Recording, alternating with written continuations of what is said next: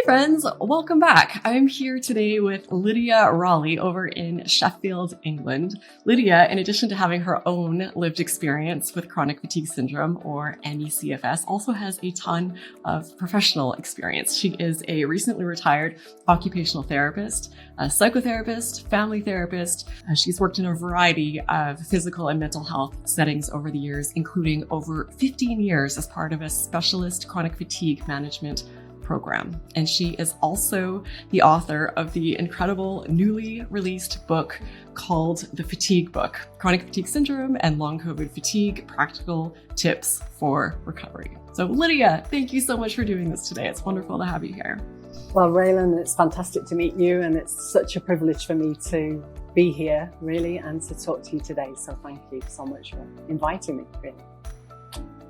So let's start off, I guess, with looking at a bit of your own experience with ME/CFS. Can you tell us a bit about that? You know, it's kind of, a lot of it is a bit of a blur, if I'm really honest with you. I was diagnosed with chronic fatigue syndrome when I was 39. So that's 23 years ago. And so back then there was no internet, no Google, no ways of really finding out, too much information. I just had a really rough time with a lot of illnesses and got some medical testings and was basically given this diagnosis. And it was almost like given a life sentence of, here you are, you've got chronic fatigue. And it was given to me by a consultant immunologist. And I can really picture it really well because he told me I'd got this. And then I asked him, how do I manage all these horrendous symptoms I've got? What do I do about it? And at the time had a lot of experience as a rehab therapist. So I'd worked with brain injuries. I'd worked with people with strokes. So I knew quite a lot about how to get better from physical illness and how to get better from, cognitive issues. But I could not fix myself. And he basically said to me, well, one thing you could do is you could go home and you could get out your phone books. It was when we had big phone directories, and you could start memorizing some of the numbers. I just looked at him and said, I'm sorry, is that the treatment? Is that what you're doing? And that was seriously, that was the only advice I was given. That was it. Full stop. I can picture everything about that room and I can picture everything about that consultation. And it was like, oh, okay. Okay. At the time we had 4 small children. So I was a mum of 4 young kids between 6 and 12. I was working. I was struggling to work. So I reduced my hours. So that had a financial implication for us as a family. I just struggled like crazy, and I think as well, the sort of main narrative around the time in the UK was still yuppie flu, it was basically because you'd done too much or something, or lived too full a life that then you got ill. So, with that narrative, there was an awful lot of shame for me in terms of, oh my goodness, how come I caught glandular fever, or mono, as you call it in the States? How come I caught that? How come I made myself ill, by living a full life? And it was like, looking back now, that's a rubbish sort of narrative to have, but it was very much what I was left with, really. So yeah, it was a tough time. And I know you've talked to many people, that have had similar tough situations like that. But it was just like, where do I go with this? What do I do with this? I can't fix it myself. I don't know what to do. And there was that sort of sense of, there is nothing you can do about it. It's almost like, this is what you've been given. You just have to live with it, So a lot of confusion, a lot of horrendous times, really. I think I muddled on for about 2 years like that. I had some fantastic friends. I had a great husband who was very supportive.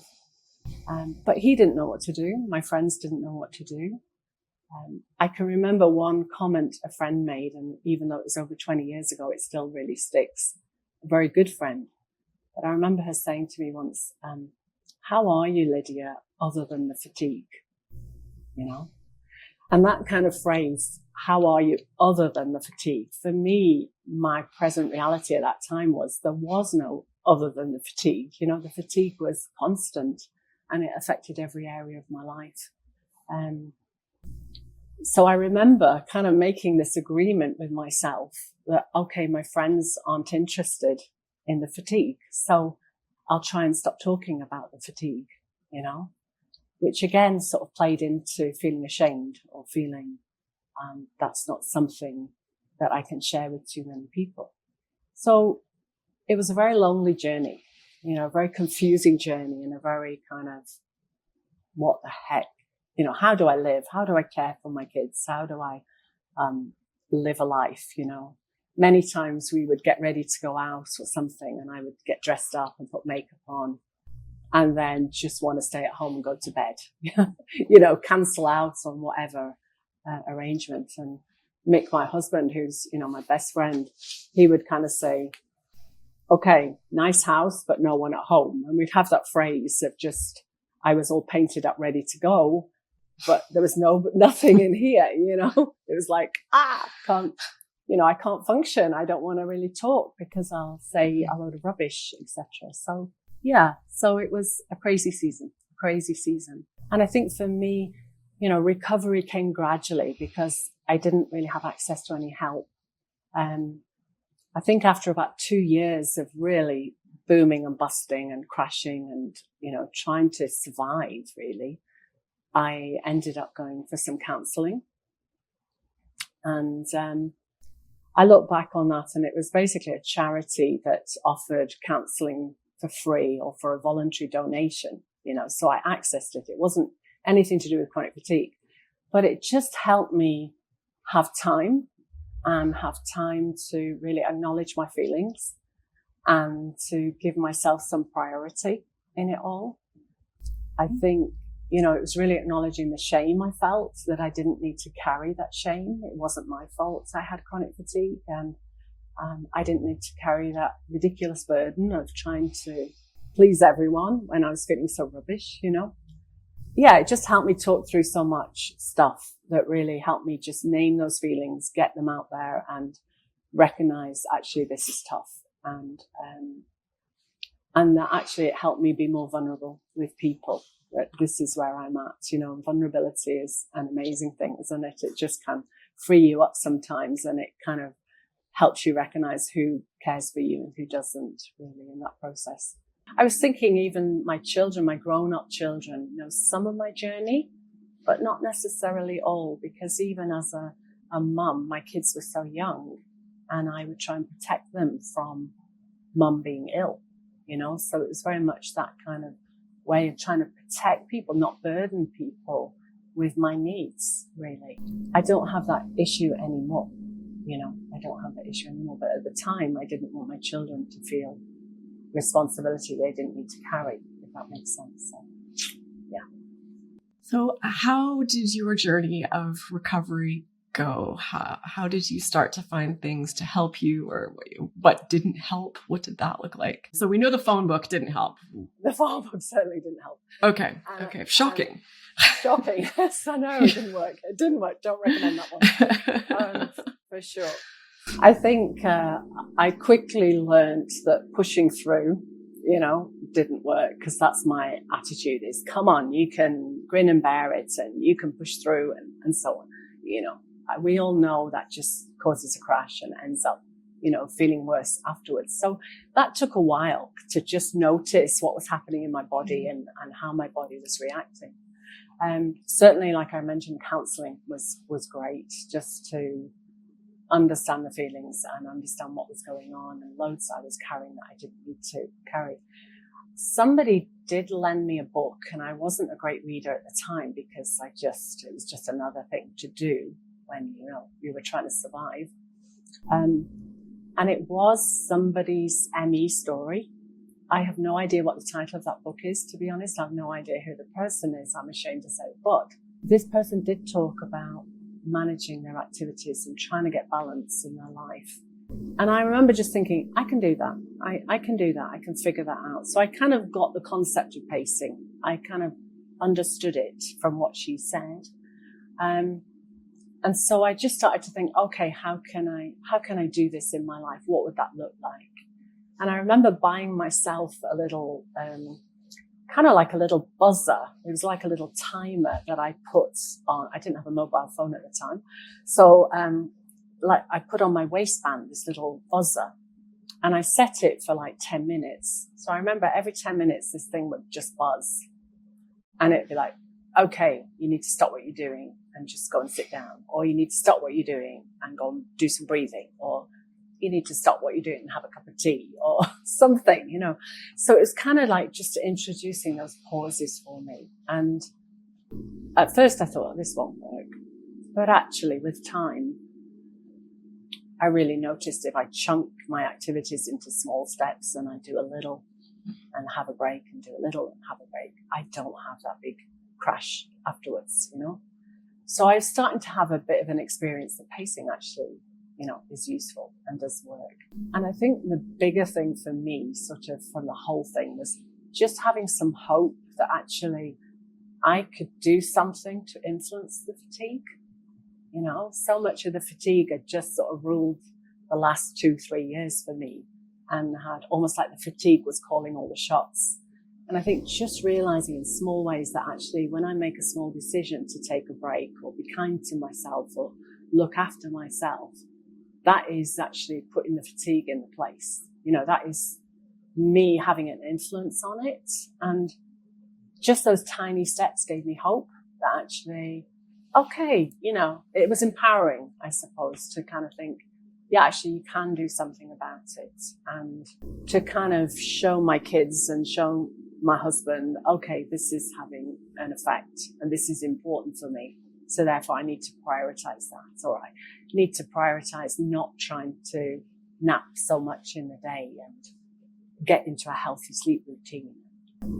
So all those kind of things gradually took probably about 6 years before I could say, hey, you know, chronic fatigue is a bit of an old narrative now. It's not as present as it was before. And that was like amazing, you know, amazing. You know, just amazing. I mean, just to feel different and healthier and energy instead of the constant headache, the constant, you know, constant rundownness, or the cycles of every winter getting ill and swollen glands and you know. Well, thank you for sharing all of that. I'm glad that you found, it took some time, it sounds like, but found the things that you needed to get your health back, which is incredible. But I'm also very curious, and people watching, I'm sure, would love to know, you know, some of the insights and your experiences from all of your years working professionally with people with the fatigue conditions. So you know, for people watching, you know, what from that experience, you know, would you want to share that you think would be helpful for others to know? I think everybody's story is unique. And I think, you know, for anybody who's listening, your story is unique, you know, but yes, there are hallmarks obviously that are similar to somebody else's, but actually to have your story heard, listened to, validated. You know, I've sat with tears, I've sat with anger, I've sat with frustrations, I've sat with, you know, the full range, and just to acknowledge that's okay. You know, that's okay. That's part of the journey. It's part of the process. And I think if there's any professionals listening, what I would say the biggest tip I would give to a professional is, you know, we don't know it all. We don't know it all. We carry some expertise, but actually the person sitting in front of us, they are the experts of their body. They're the experts of their lives. And there's something about therapy where you can come and you have, you know, person in front of you and you are here and you're basically co-creating, you know, solutions and ways forward. So I think it's so important for the professional to always remain curious, you know, always remain curious, never to think, oh yeah, I know about this. You know, we don't. I have had so many surprises in my career and so many privileges. and so many stories of resilience. And so I think if people are listening and they are going for treatment, you know, let the therapist know, or the doctor, or whoever it is, you know, what you're facing. Choose to be vulnerable. Like I wasn't, you know, in the early days myself. Choose to be vulnerable. And yes, you may get some bad reactions, but they are learning too.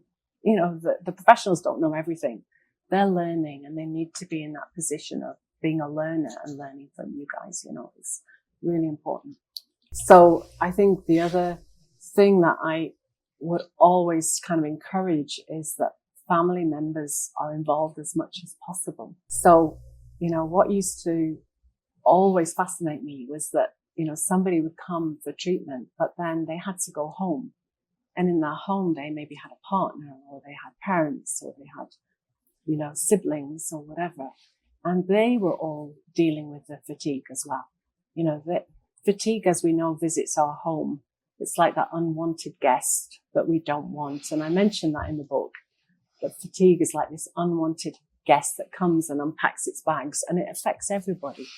Everybody in the household has a relationship with the fatigue, you know. So working with relatives, you know, sometimes relatives are wanting to fix it, or wanting to sort it, or wanting to give advice, or it's kind of like trying to think of that person in terms of all the people that are involved with that person, because everyone's affected by the fatigue. So that was a big passion of mine, was to try and give support and understanding, or a voice, to the relatives, and let the relatives hear what the person is experiencing, feeling, in a safe way, so that they can come to some understanding themselves as to what's the best way to support the person with their recovery journey. I think that's just incredible because, you know, as many people know, I grew up with a mother who had chronic fatigue syndrome, and our family didn't necessarily, you know, handle it the best. It impacted us tremendously. It's going to impact everybody, but it really,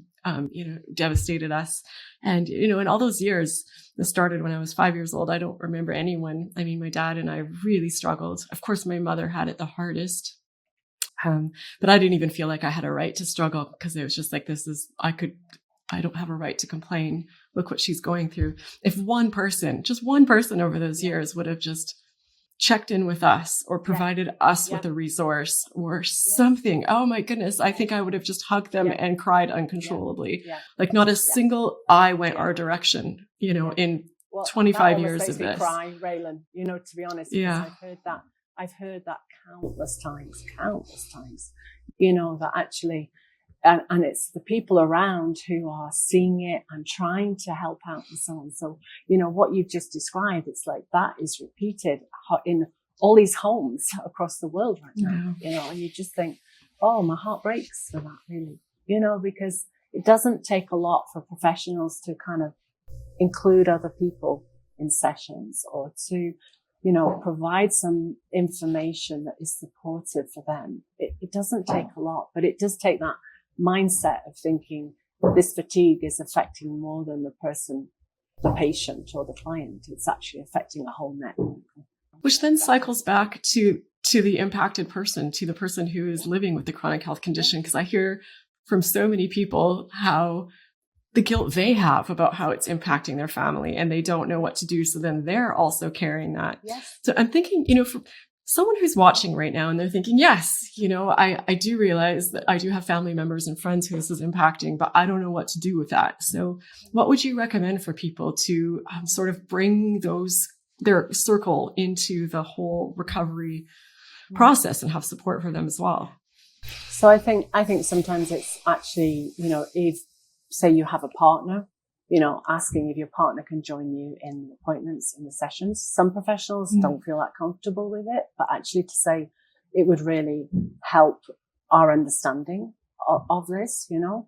So for them to be informed is really helpful, or for children, young people, for both parents or whoever's involved in their care to really be involved. And that is really important.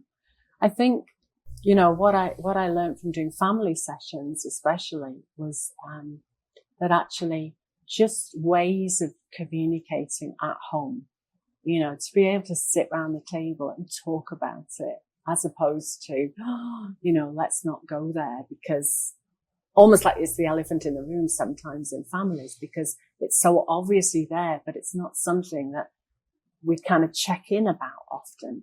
I don't know why, but we don't, so even just being able to sit around the table and say, for instance, it's a mother in the family and you're sitting at the table and you just want to check in. So, okay, mum's been pretty ill recently. Just want to check in how are you doing with this, or I'd probably recommend the couple to do that first on their own if it's a couple relationship, who are the parents, to be able to sit and talk. Okay, how's it affecting you? Because sometimes it goes into behavior before it goes into, we end up doing things, and those things can kind of annoy each other sometimes. Or do you know what I mean? Like say with a couple, okay, it could be the carer sort of really trying to fix or do things, or for instance, in my situation, my husband was great, but he would always tell me to go to bed. Well, go to bed, dear.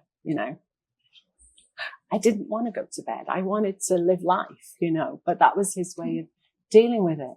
But it wasn't something we sat down and said, hey, do you know what? When you tell me to go to bed, I feel really lonely. I feel really isolated, can we talk about it? So there's something about talking about process, really. When you do that, it actually makes me feel this. I know that's not your intention, but that's how I feel. So I just want you to know that's how I'm feeling. I'm wondering, is there another way we could do that? Or with kids, I don't know, even, I've got a few suggestions in the book of sort of communication within families, or, even just a situation of holding something, so I've got my glasses in my hand. So when I hold this, then I talk and everybody listens.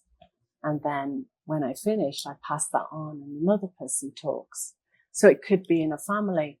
Okay, mummy's been really sick for a while, just wondering how you're feeling. And one child could hold it and say, well, I'm okay. I'm not bothered. I try and keep out the way or something. Oh, okay. And does that work for you? Is that helpful for you? Is that, okay. And then another kid could say, well, actually, I've been really upset and I've been trying to help mummy out and do lots of jobs. And, oh, thank you so much for doing that. That's kind of you.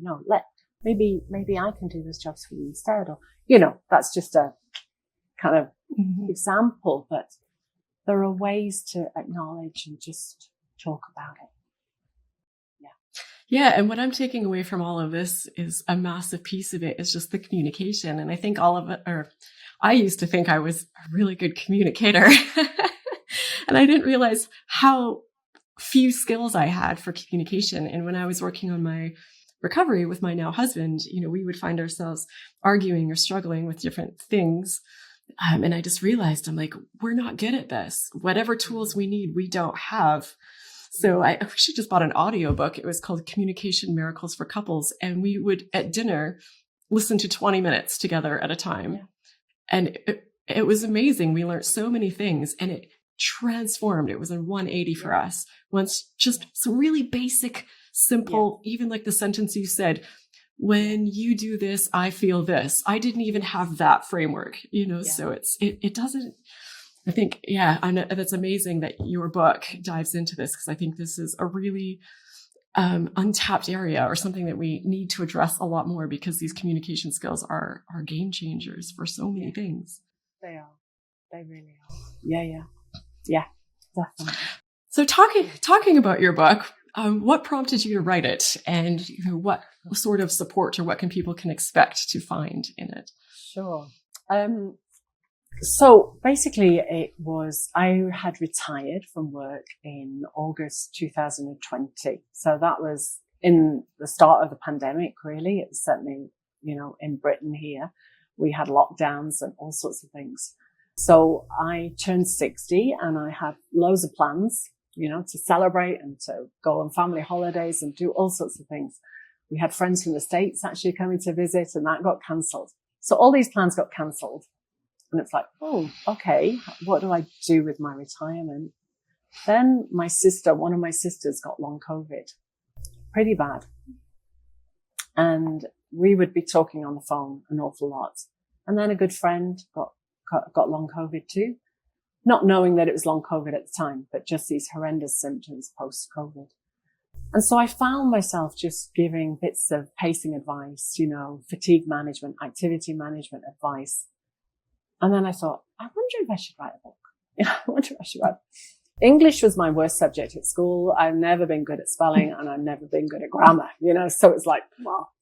But I also started looking at things, what was available for long COVID. And there was a lot of big webinars, and people would have to sort of sit through an hour and a half webinar and try and process this information in order to put pacing into practice.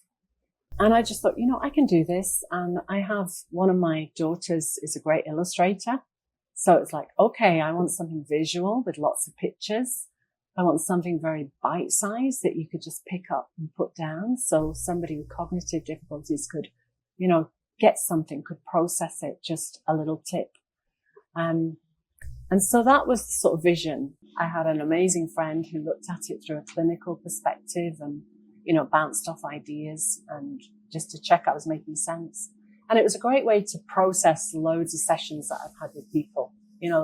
All these tips, I can think of people that I've had conversations with, so this is not like my ideas. It's ideas that, are based on research, but it's also ideas that work, that I've seen. So it's not me coming up with something. It's just what I've seen working in other people's lives. People just need some hope and some tips to manage.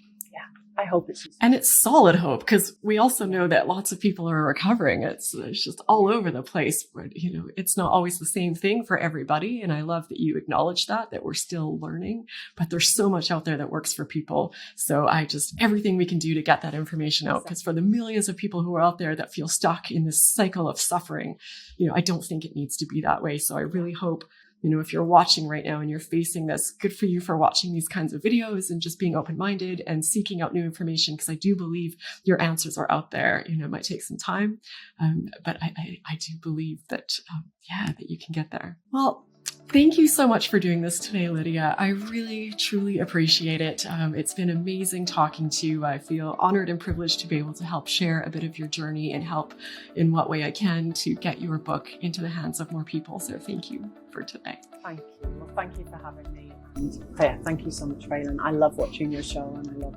seeing the stories that you present. So bless you for doing that. Thank you.